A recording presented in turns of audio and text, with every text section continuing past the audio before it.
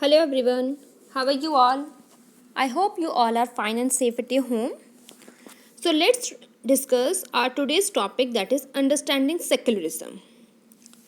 Before discussing the chapter, I would like to discuss with you the meaning of secularism. That what is secularism? So secularism means giving equal respect to all the religions, whether it's Hindu, Muslim, Christianity. Whatever religion is practiced in your society or country, you should give equal respect to all. This is the meaning of secularism. So, here is another point, that why secularism is important. What is the use of secularism? So, let's assume that you are living in America and you belongs to Hindu or Muslim religion, and you know that America is Christian based country. So because you belongs to Hindu or Muslim, no one is ready to give you house on the rent. So just can you imagine how would this make you feel?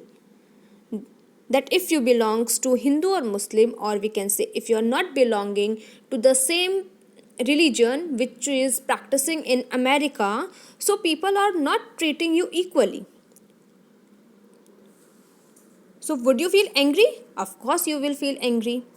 And if you will complain against that, then they said to you that you can go back to your India, because India is a secular country.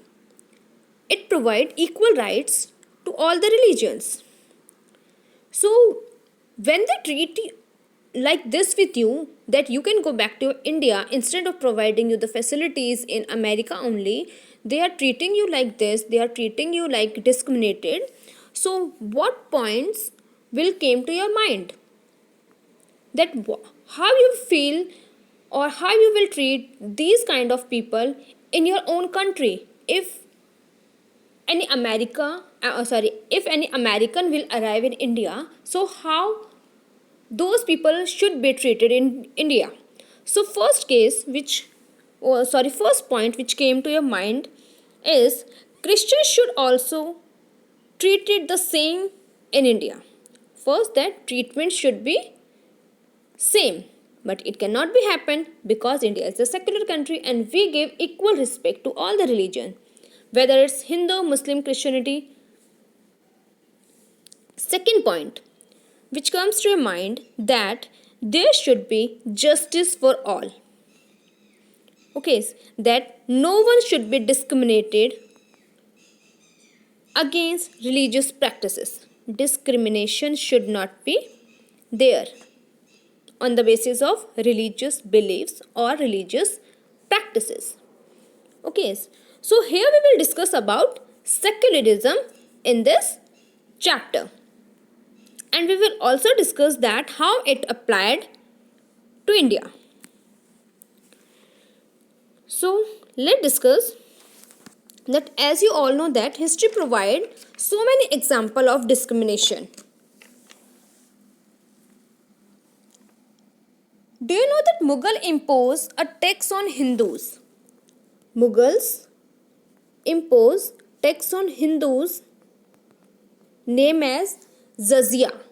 Jizya was a tax which was imposed by Mughals on Hindus when they go for their any religious practice, or when they go for their any prayer.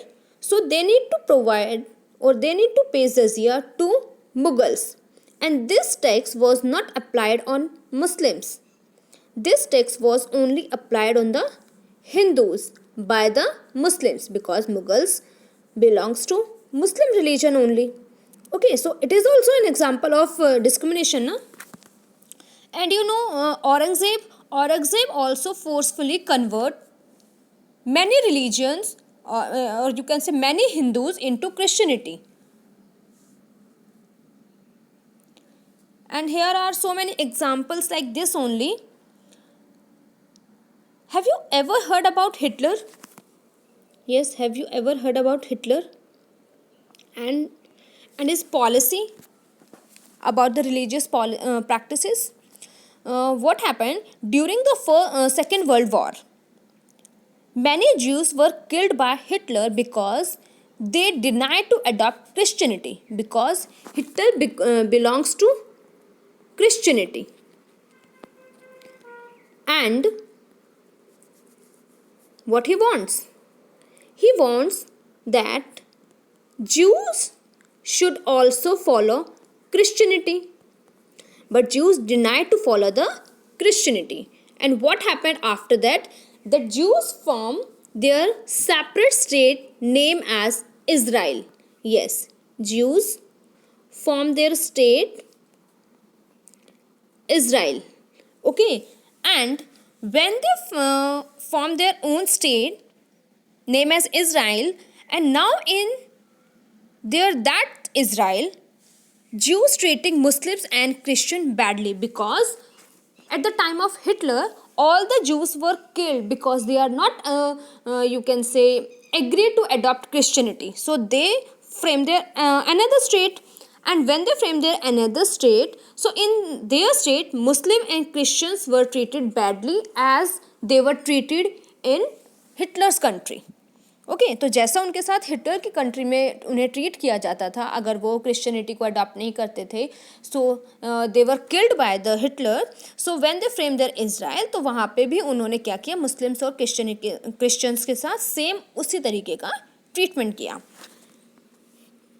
Another example of this discrimination is Saudi Arabia. You all have heard about the Saudi Arabia. Yes, that it is not a monarchy. So it is a monarchy, it is not a democratic country. It's a monarchy country, and in Saudi Arabia you are not allowed to build temple, church, or even you are not allowed to gather on public places for the prayer, because Saudi Arabia is a Muslim based country. So they are giving priority to their religion only. Okay, so here are these example which we have discussed about the discrimination against religious practices throughout the world. Okay, so here is one question which is there in your NCERT book only, that in India, can the state discriminated against citizens on the ground of their religion? So the answer would be no. There is no such type of discrimination in India, because our constitution provides a fundamental right according to which every religion is equal, and it is also a feature of Indian constitution that India is a secular country. We give equal treatment to all the religions. Okay, and it is also included in our constitution that constitution provide right to freedom of religion, that you can follow or you can celebrate any festival of any religion.